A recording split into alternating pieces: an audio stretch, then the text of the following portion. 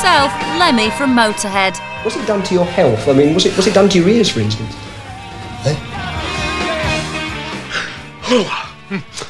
Another heavy metal day. No sleep till Castle Donington. Better have some vibes. Before Robbie Williams put Stoke-on-Trent on the musical map, a real bad boy had made the Potteries rock. As Ian Kilminster, he was just a vicar's son from the Midlands. As Lemmy, he was the metal guru.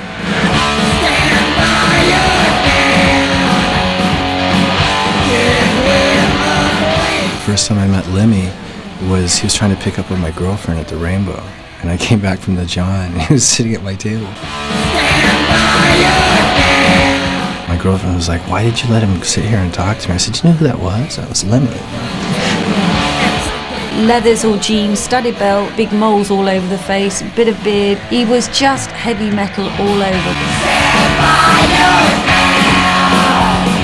Just never felt I was special, particularly. You know, I didn't think I was above the run-of-the-mill. I thought I was the run-of-the-mill. I just got lucky. You know, that's it.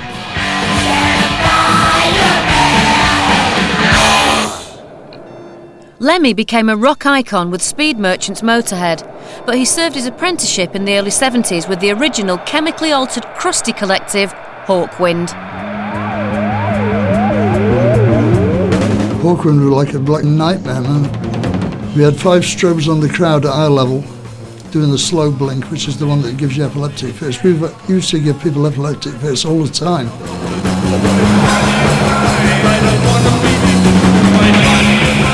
I went to see Hawkwind when I was 12, and I spent the whole of the concert running away from a naked woman. We had this 6'4" woman with 52-inch breasts who stripped naked on stage and got painted and rolled about on the floor. She was called Stacia. She was quite impressive, really, from several points of view. And we used to just fuck people's heads up, basically.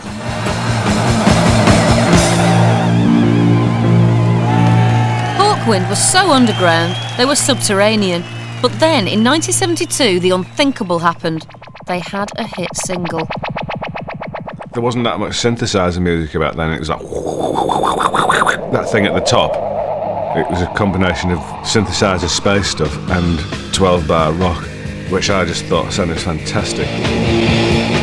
None of Hawkwind were exactly pop idol material.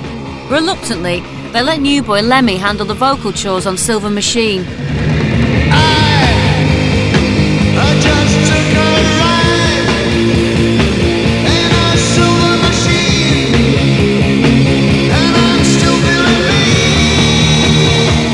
I'd only been with them about, 6 months, and it really pissed them off. I put it out and it went immediately to number 2 or number 1, depending which chart you read. And there's my picture on my own on the front of the NME, right? They couldn't stand it, really.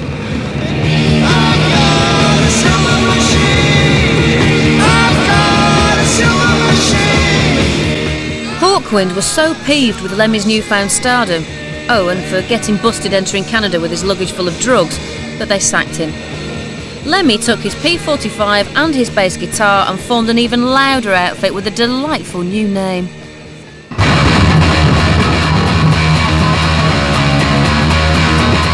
The original idea was we wanted to call the band Bastard. It only lasted about 25 minutes, that idea. My manager said, "You're never going to get on top of the pops with that." And now here's Silver Machine by Bastard. My God, the establishment would have imploded. So, Bastard was out, and instead they chose a name that perfectly summed up their philosophy and their music. Was it rock? Metal? Punk? No, it was Motorhead. I went to go and see Motorhead, and I physically felt sick because it was so loud.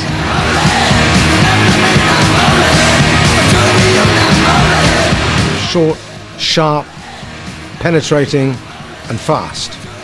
A lot of it is very fast, but not the majority of it. The majority of it is probably mid-paced and loud, and some of it's quite slow and loud, but it's all loud. If it starts off quietly, give it a minute, it'll get loud. Music!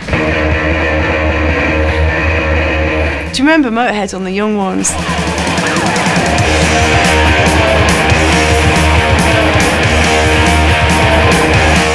Lemmy, just with that fantastic pose that he has, legs astride, microphone high in the air, chin as far up as he can get it. If you like to gamble, I tell you I'm your man.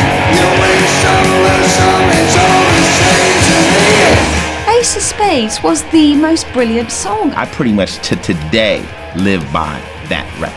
You know I'm going to lose, and gambling's for fools. That's the way I like it, baby. I don't want to live forever. I don't want to live forever. Who wants to live forever? And don't forget the joke.